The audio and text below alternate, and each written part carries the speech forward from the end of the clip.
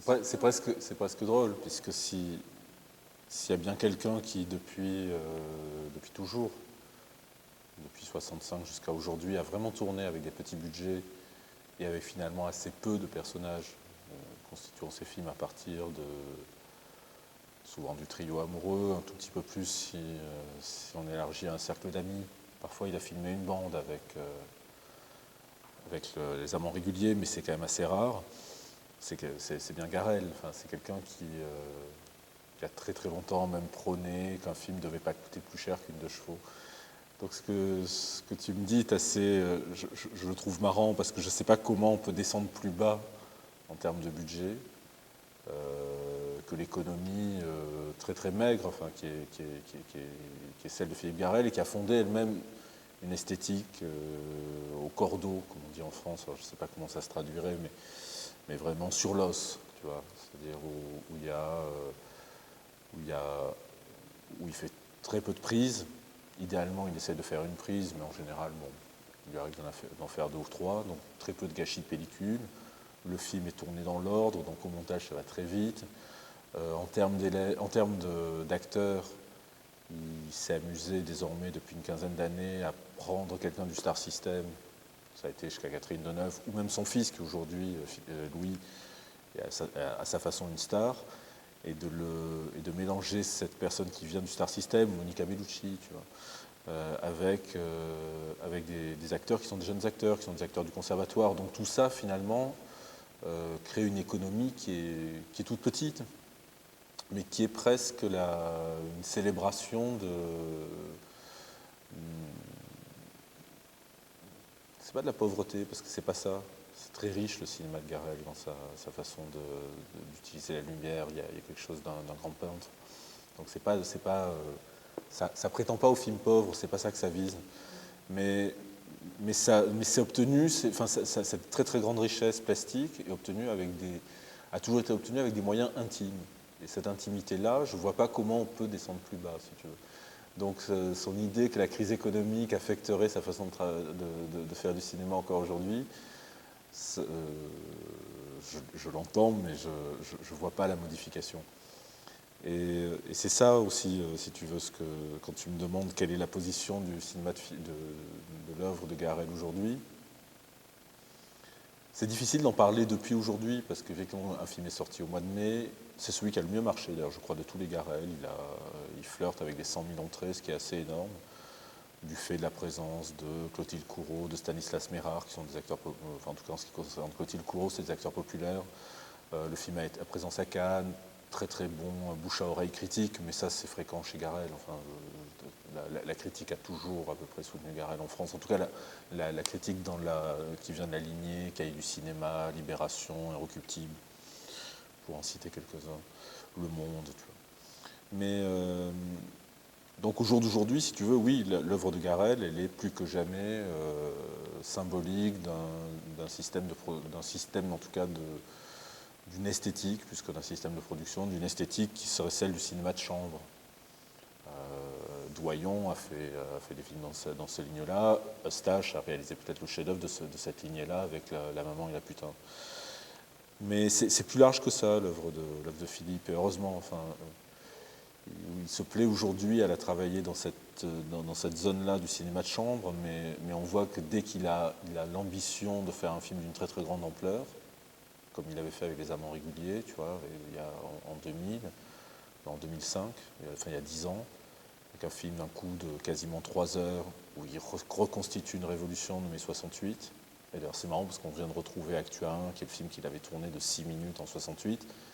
Il n'avait pas revu le film était perdu. 30 ans après, il refait le même film, mais plan par plan. Donc il se souvient des plans, c'est quand même assez dingue. Mais si tu veux, tant qu'il est dès qu'il a envie de faire quelque chose de plus large, de plus ample, sans pour autant beaucoup plus de moyens, parce que Les Amants réguliers était un film pour la télévision, donc avec un budget qui est peut-être encore plus sec. Il peut très très bien se l'autoriser, ça ne change rien. Il retrouve, je trouve, quand il fait des films un peu plus larges comme ça, il retrouve aussi quelque chose dont parlait Jackie Reynal juste avant, dans l'interview juste avant, qui est l'ambition qu'il pouvait avoir très jeune, dès l'âge de 16, 17 ou 18 ans, avec ses premiers films qui tournaient en 4-5 jours, parfois sous LSD, comme il disait, mais d'un dispositif, enfin, avec des films avec des dispositifs complètement délirants, d'une virtuosité esthétique, plastique, technique, complètement folle. Tourner un film en 3 jours, en 78 heures sans dormir, comme La Concentration. Le Révélateur, qui est le film qu'il a tourné dans la forêt en Allemagne, à côté de Munich. Film muet, c'est complètement fou plastiquement, c'est fait avec très peu de moyens et c'est absolument somptueux. Le Lit de la Vierge, qui est un de ses plus grands films Zanzibar, tourné en scope, dans le désert, avec Pierre Clémenti et Zouzou, c'est pareil, c'est admirable en termes de... Il y a des travelling qui sont insensés, enfin qui sont d'une richesse. C'est pour ça qu'il faut très vite extraire ce que dit Philippe à propos de l'économie, comme si son cinéma dépendait d'une économie, parce que chaque fois qu'il a tourné avec le moins de moyens possible, et je ne parle même pas des films des années 70 comme Les Hautes Solitudes ou Le Bleu des Origines, qui sont des films tournés avec une caméra à manivelle, avec de la pellicule récupérée, sur lequel il y a zéro budget, il n'y a même pas de production, parce que c'est pas nécessaire. Enfin, le film est fait entre lui et sa fiancée de l'époque, et c'est tout. Et il arrive à dans la mesure où il travaille vraiment comme un peintre, il arrive à des résultats plastiques d'une richesse infinie, quoi. Donc peut-être la très très grande leçon, non pas aujourd'hui mais demain, de Garrel, c'est de démontrer à des très jeunes cinéastes. Schroeter démontrait aussi des choses comme ça, Werner Schroeter démontrait aussi des choses comme ça, en tournant avec très très peu de moyens, des choses qui semblaient somptueuses, d'un baroque délirant, que précisément il faut se sortir du problème de un film coûte tant, donc j'obtiens ça, et s'il coûtait plus cher, je ferai un film plus luxueux. Il est vraiment celui qui a démontré qu'on pouvait faire le plus beau film du monde pour rien du tout.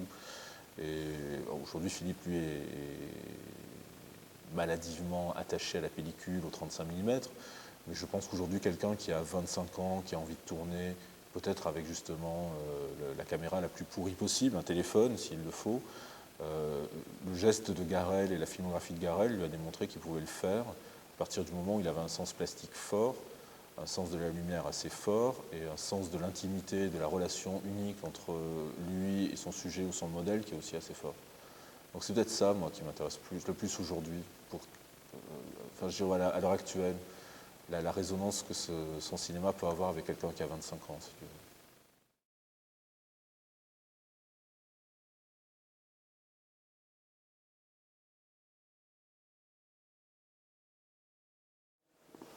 Bah, c'est très fort quand la salle, ce que tu as fait dans la salle avec les Hautes Solitudes et le Révélateur, j'ai trouvé ça très fort. Parce que c'est justement ça rejoint ce que je te disais à l'instant, c'est que quand c'est... Tu vois, les Hautes Solitudes, c'est fait sans argent du tout. Aujourd'hui, 40 ans plus tard, tu peux l'accrocher dans une expo, et même l'accrocher 2 fois, puisqu'il y a 2 salles, et c'est une œuvre de peintre, enfin c'est une œuvre de plasticien. Warhol faisait aussi des films comme ça, qui coûtaient rien. Il en a fait 400 de films Warhol, donc s'il attendait qu'ils soient produits, il ne serait pas couché. Les films, on peut les accrocher tellement ils sont beaux. Ça se joue au cadre, ça se joue à la durée, ça se joue à la façon de savoir filmer un visage comme si c'était un paysage. Ça se joue sur le rapport intime et l'entente presque médiumnique entre la personne qui est derrière la caméra et la personne qui est devant la caméra. Et ça, tu vois, aujourd'hui vraiment, quand tu vois l'expo, quand je suis rentré dans l'expo, tu te dis oui, c'est vraiment c'est l'œuvre plastique qui renverse tout et qui gagne tout. Et c'est encore plus fort avec le Révélateur. Ce que j'adorais, ce que tu as fait dans le Révélateur, c'est qu'on a 3 écrans.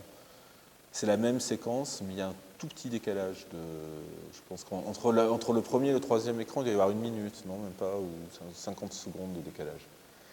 Et c'est génial parce que ce sont des films qui sont supposés être à la limite du hiératisme, c'est vraiment à la limite de l'immobilité.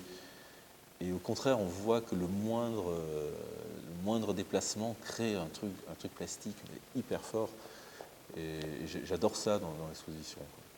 Et une fois de plus, l'autre chose que j'ai adoré en visitant l'expo, c'est que moi, ces films-là, Les Hautes Solitudes, plus encore, l'effet était encore plus fort avec le Révélateur, c'est des films que je n'ai jamais pu voir qu'en salle ou chez moi en DVD. Et c'est-à-dire qu'en fait, c'est le même procédé que si je les regardais dans une salle de cinéma. Je lance le film et puis je regarde, et en général, À moins d'être embêté par un coup de fil, j'interromps pas. Là, il y a quelque chose de très très séduisant d'arriver dans la salle, de rentrer, et puis tu vois un bout du plan, quoi. Alors des fois, c'est des plans dont je me suis souvenu parce que c'est des plans qui ont aussi été tirés en photogramme, qui ont circulé de film en film, de livre en livre, dans les livres de Gérard Courant, dans le livre de Thomas Lescure, Une caméra à la place du cœur, dans les cahiers du cinéma, enfin quand on est un peu collectionneur des trucs de Garrel, ces plans-là, on les a en tête parce qu'on les a vus. Donc ceux-là, ça va. Mais il y a des plans que je n'avais pas revus. Et d'un coup, tu les vois là. C'est pas un espace, tu les as couchés quasiment par terre, enfin ils sont assis si tu veux, ils sont inclinés comme ça, et c'est super beau, ça crée, il y a d'un coup la redécouverte de la force, la puissance d'un plan de Garrel, au centre d'un espace qui n'est plus la salle de projection, mais avec un écran qui est aux trois quarts couché par terre, et malgré tout ça gagne, c'est-à-dire c'est pas un gadget. On est repris, on est ressaisi par la puissance du film, on se souvient plus du plan, de l'enchaînement dans le sens où il est fait, et on est happé à nouveau. Enfin, ça m'a fait une impression très très forte. Je dois avouer que j'étais un peu, je savais pas du tout ce que ça allait pouvoir produire. Il y a très longtemps, moi, je suis un cinéphile très très impur. Hein. Je n'ai pas du tout de sacralisation ni de la salle, ni de quoi que ce soit. Je pense qu'on peut se servir des films à peu près comme on veut, mais j'étais pas certain que l'idée d'accrocher les films de Garrel comme des tableaux, que ça puisse marcher. Et je dois t'avouer, je te le dis pas là parce que tu es là, mais ça m'a vraiment vraiment convaincu. Je suis moins convaincu du projecteur entièrement noir avec le son qui ne provoque pas chez moi, enfin, intellectuellement, esthétiquement, ça n'a pas provoqué ce à quoi je m'attendais, alors que sur le papier, ça m'intéressait beaucoup plus. Et c'est la salle où il y a les 3 écrans, ou les 5 écrans en fait. Là, les 2 films en permanence, je suis complètement séduit. Et j'aime bien l'idée comme ces films se répondent. Enfin, ça crée une chambre comme ça, c'est très très réussi. Ça.